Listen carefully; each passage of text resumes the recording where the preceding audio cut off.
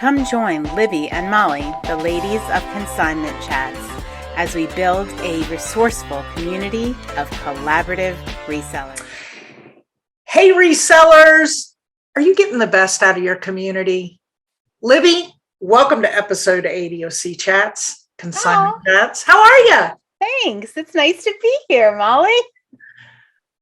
We're talking about a cool topic for us, are we not? Yes. It is so relevant and so important. All right, so let me ask you this.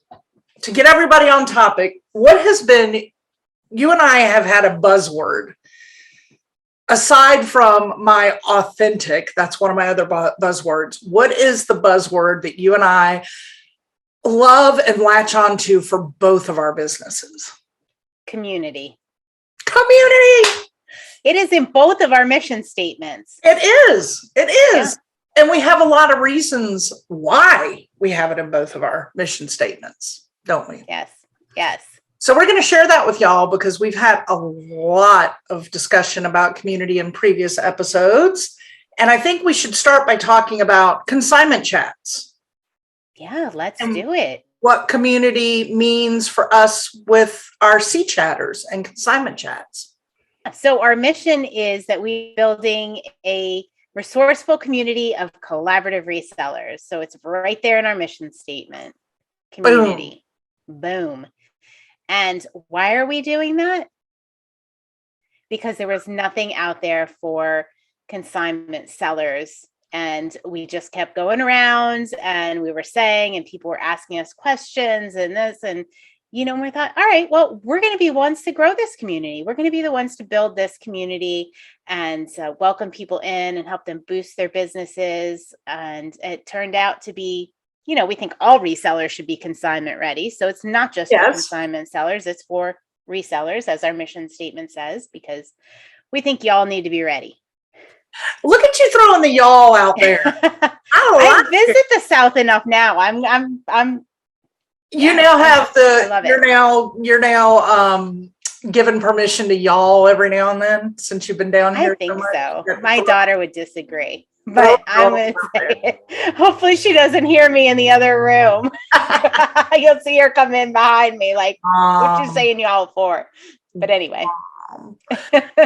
Yeah. So I have to say, we've got a lot of things we can talk about with C Chats, but I want to say something because just this past month in June, we had an event that I think was phenomenal to show why it is we do what we do.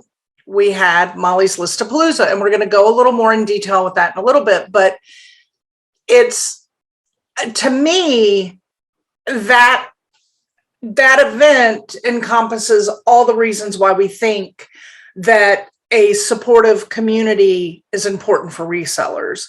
The main ones being somebody to pat you on the back and lift you up, the camaraderie, right? I mean, a lot of us work from home or in a very small setting where you sometimes can feel very alone. Libby, you've hit on that multiple times. So when you have a community of like-minded business people who are all there to lift you up, how beautiful is that? Yes, I can't tell you because I went so many years without a community, without really having, a home online and other people that were doing what I was doing to talk to. And now that I do, oh my gosh, I can't believe what it has done for me personally, but also just for my business. It's pretty phenomenal. I'm going to put you on the spot. Can you think of one thing off the top of your head for you personally that it's done for you? The community. So when you work by yourself and you're a business owner, you never get validation. There is nobody that is giving you validation. Nobody that's saying, hey, like critically, hey, why don't you try this? Or why don't you try that? Because there's not that many people that do what we do. Mm-hmm. And that has been number one. Like the validation is great, but also just being able to go to a community and be like, hey, has anybody tried this before? What do you think about this? should I try it? Do you think it's a good idea? And invariably there's somebody that says, oh, I've tried that. These are my thoughts on it. Right. Wow. You just saved me like a year of work. Thank you, community. Thank you, community. Woo, that is a time saver, and a time saver means it's a money saver. Mm-hmm. I agree. The other thing that I find I love about it, and I've said this over and over again, the kumbaya moments, and I said it when I first started out, it's that lifting each other up. And we have a great community of people who do just that. And so it helps when I'm having one of those days. I mean, I am blessed to work with Libby in both businesses, so I can call her to help lift me up, but we talk to each other all day long, every day.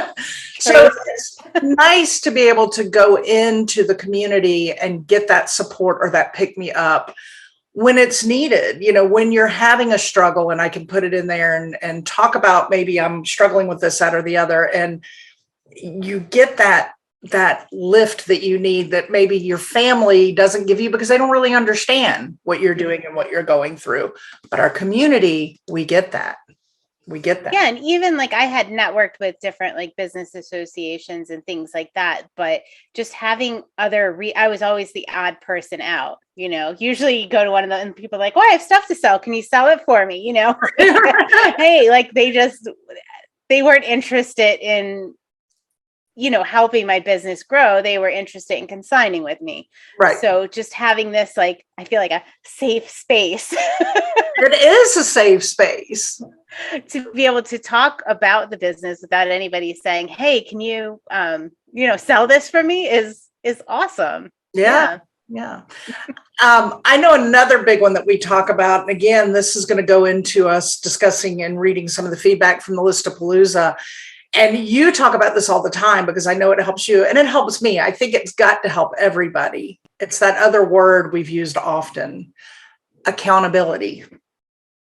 Oh, yeah. Yeah. I mean, I would say I'm a fairly motivated person. Like when I set my mind to do something, I follow through. Like I'm motivated. I don't struggle so much with motivation. But I find when I have accountability, I do way better. Probably like 10 times. Probably like I 10x it when I have accountability. When you know that group is waiting to hear if you did it and how'd you do, you're like, I got to bust this out. Yeah. And one thing huge difference that I've noticed is sometimes people don't meet their goals when they put stuff in the community for accountability because life happens, as we all know. And I also love, look at my, the hairs, I'm getting goosebumps because this is how kumbaya and much I love all of this. But the feedback when somebody doesn't meet their goal and puts that in writing is so supportive and positive and uplifting. And I love it. Yeah, I feel like we always have to remind people, or people have to remind us, like community members, when you don't maybe hit your goal, you look back not with a sense of failure or a sense of disgust or defeat. You look back at it. We need to look back at that with curiosity. What happened? Why didn't I meet it? What can I do better next time? Is that a good goal for me? Just all of those little things can really make a huge difference and can get you recentered. I had to recenter myself. So yeah, you did.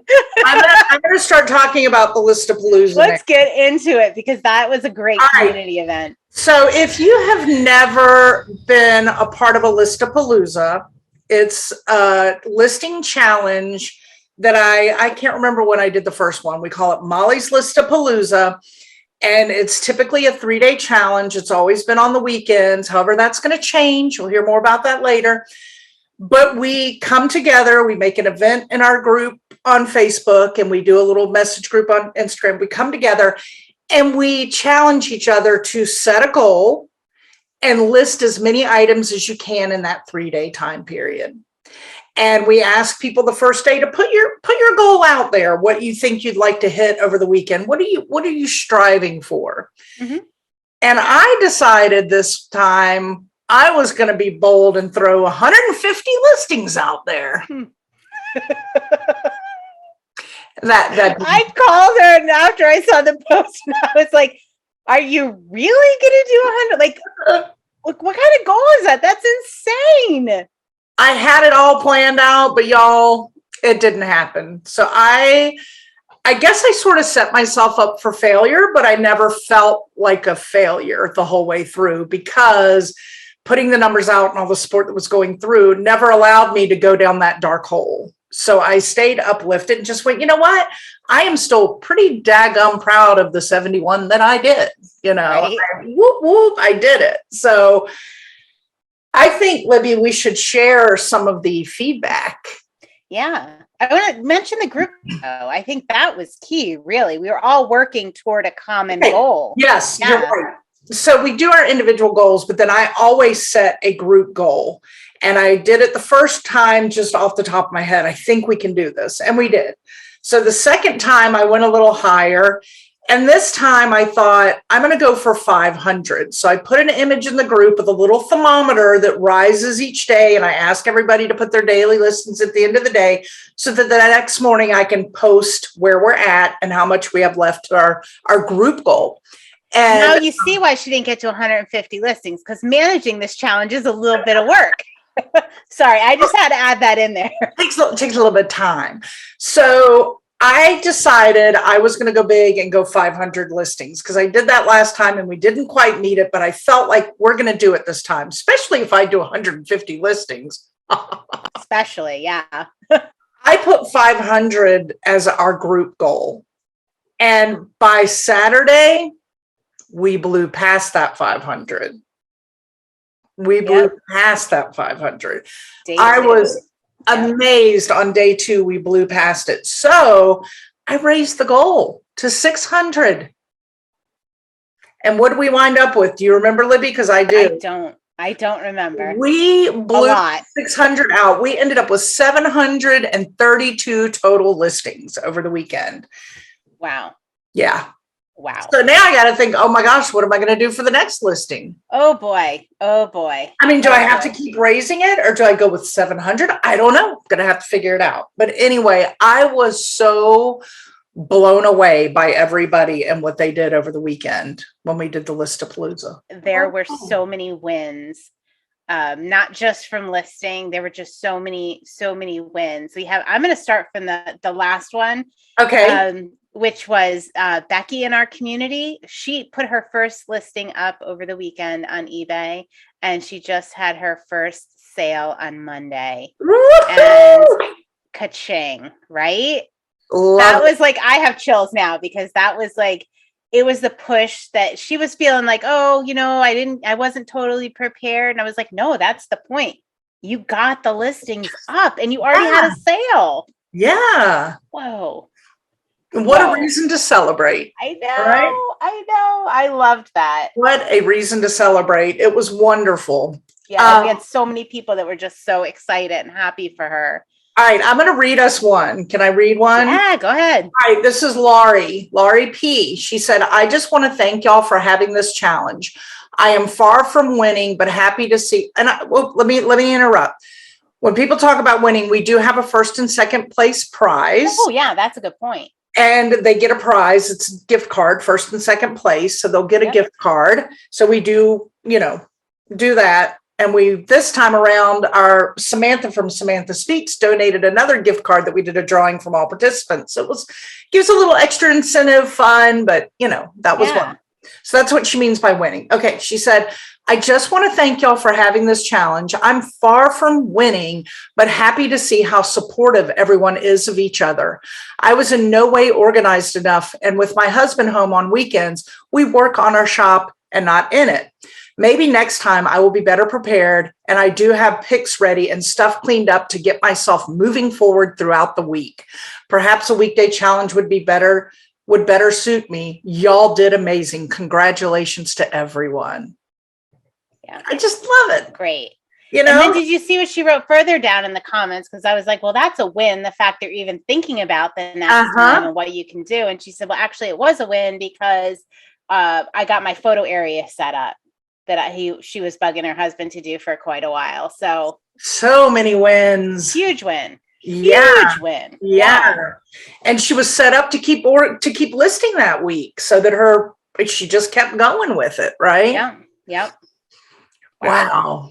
All right, we ready for the next one? Yeah, give us another. All right. So Michelle of Shop Daisy Avenue said, I am flagging and going to rest for the night. So I did 21 today, which means 77 total for the challenge. She was our number 2 winner. Yep. With sales, I still made my goal of going over 650 listings. Yeah. Actually, I was at 651 for about 10 minutes and got a sale. It works. It works, right? That's the thing about adding all these listings. Like, we're trying to get the numbers a lot of us are trying to get the numbers in our store up, and we focus on that number, and then we'll get a sale and we're like, oh, darn it. It knocked me below, 1,000 or whatever. Gummit. I think that's hilarious. Oh. Yeah. So, all right. Yep. All right. You want another one? We got Stuart. Yeah, I don't know if my voice can go that deep. I guess I'm not doing an impression. I'm just reading it, right? Yeah, do it. Yeah, or actually the accent too. I can't even do that. Stuart, my apologies. I'll do my best. He said, while I fell short of my online marketplace listing goal of 50, I still had a very productive weekend, both in listing and sales. My best sale of the weekend was an antique Hoosier cabinet that was targeted for my booths, but sold for $450 via Facebook Marketplace post before it ever made it to the booths. That sale, combined with the booth and online sales, brought me close to $1,000 total for the weekend.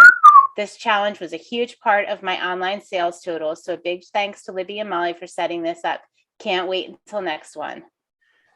Awesome. This is the stuff that we love, and this is why we do it, is because of that. Yep, absolutely. Absolutely. All right. You know what I want to talk about, since we shared all these kumbaya moments in our reselling community and why we think resellers need a community, business to business, to help. These are clear reasons why. If you don't, I got to go shake my legs, y'all, from all the goosebumps I got from reading. I'm not making that up. This is real. TMI. So I think we should talk about community in our business, because we mentioned that we did community is important in our consignment chats, but it's also important in our business consignment. And we want to talk about why we think community is an important thing for you to have in your business. Libby, you want to go deeper? All right. So I want to say why this all started is because is my connection okay, Molly? You are frozen, but I can hear your voice. All right. Well, I'm just going to keep going. Yep. My connection isn't that good. The weather's not great here. So anyway, when we did our CCHAS roundtable, when we talked about growing our customers and sales, a common theme emerged for growing your customers and sales. And that was people were striving to reach out to their communities and build community within their business. And I just thought that was fantastic. I can't believe that was the theme that emerged. I wasn't expecting it. Like, it's important to us, but to see people using this to grow their, customer base, their sales is just absolutely phenomenal. Mm-hmm. And the reason it's important to us is we want that circular model. We want our consigners and customers and, people that participate with our nonprofit events. We want all those people to live within our business, our community, and participate. So, yeah. I don't know what else. I don't know what else to say about that. We can talk about ways we do it. What are your thoughts on that, Molly? Well, I think we should talk about some of the ways that we do community so that other businesses, and some of the ways, they can listen to the roundtable episode where Samantha, Michelle, they shared some phenomenal ideas and you gave some great advice, but some ways to build community in your business and why we think it's important. And one thing I want you to mention, you shot me a text the other day. We talked about one of the ways we build community within our business. and to get people to become part of what we call our Conchi family is by the personalized notes when we ship our things through our eBay sales. And Libby sent me a text the other morning about repeat customers. Our repeat customers have, and this is on eBay. So this is not like from our website. This is not local. This is people from eBay have been coming back to us, and the rate of repeat customers has been unreal. I think just today I had 4 out of, I don't know how many sales, 4 out of, 20 sales, which is unreal. Yeah. And I think that when you sent me that text, I think that is 100% because of the community feel that we develop within our business. Even the person in California that does their first random shop, we try to make them a part of the community by doing what, Libby? By sending them to our website, by, asking them to follow us on social media, by just pulling them into the community and trying to easily tell them what we do and what our goal is. And I think that's one of the most important points that you make repeatedly is easily. You don't want to put too much is too much. You can't. You guys, you think about this when you're doing stuff in your packaging or on your website, or when you go to something and it's full of a ton of images and words, and the majority of us, our brains shut down. And that's something I know even from social media is they say simplify. Like when you're scrolling through your stories, you want quick, short, grab your attention. The same goes for what you're giving your customers, even if it's something that's going in their package to their home. You want to simplify the one place, the most important place that you can send them so that they understand your mission statement and who you are. Yes. In the most simple form possible. Mm-hmm. So there's a lot of talk about like diversifying platforms. We all have heard me talk about my thoughts on that, like just to list on as many platforms as possible. Different resellers have totally different takes and are successful at totally different things. But mine is, it doesn't matter as long as you're giving a clear, consistent message to your audience, to your customers, to your consigners. It needs to be very clear and consistent.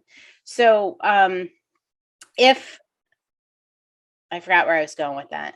It was really good, though. It was really, really good. It had to be good. It had to be good. It was a clear, consistent message, even though, like, if you're listing on multiple platforms, how are you going to clarify that? And what does it look like to your customers? And this is like, I have to mention it. We weren't going to mention it until later, but if you read the first chapter in our book club book, which is called Building a Story Brand, that's exactly what he talks about.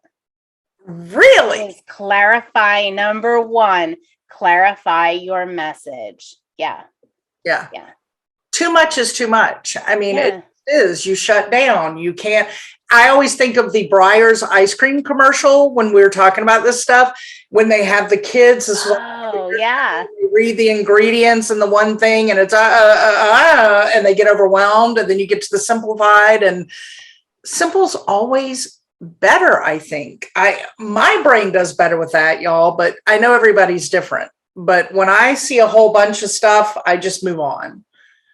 And I want something that's clear. So if you're doing this, think of the most important place that you can send your customers that shows them the most authentic version of who you are in your business, whether that's social media, a website, whatever that is for you. For us, it's our website. I know what I was going to say. So we're talking about diversifying, being on different platforms. Don't put all your eggs in one basket. I totally agree with not putting all your eggs in one basket. I mean, eBay can kick you off tomorrow. They probably won't, but there's all these little things, like it's not your sandbox. You're playing in their sandbox, right? They can shut down. They could go under, Poshmark, same anything. When you're playing in somebody else's sandbox, that's exactly what you're doing. So one of the important reasons for community and building your brand is that is diversifying without, that is, if eBay went away for us tomorrow, well, we still have a brand and we can put that brand anywhere and, start building again. I'm not going to say it's going to be as successful, but that is like a form of diversification, is building your brand. So whatever happens on whatever platforms you're on, it's kind of like a security when you're building your brand and your community. And those two are tied together in my mind. They're very tied together. Oh, good advice. Good advice. Yeah. Yes, definitely. I told you it was going to be good when I remembered it. You were right. Oh, I should have written it down. That was right off the top of my head. Oh, my goodness. So I think it's important, we can get back on our mission statement and our ideal customer, because that's all part of knowing the most important place to send your customers. Mm-hmm. But that would be the best thing, is once you know what your community is and what you want for your community. I don't want to say from your community, because really you need to think of for your community. What you want. You're there to serve. You're in a service business. Reselling, no matter how you look at it, you are serving your customers. You are in a service business. Yeah. So what do you want for your community, and developing that, and then make sure that you're representing that in the most simplified, understandable, clear, authentic way that you can. And that will help start that process of building your community. Yes. Yes. What are some other ways that I love the things that we heard, and I hate to repeat from the roundtable episode, but Michelle being a storefront, just deciding to start her own farmer's market. What a great idea. What a wonderful idea to pull the community in and build her business and brand and, serve people. Yeah.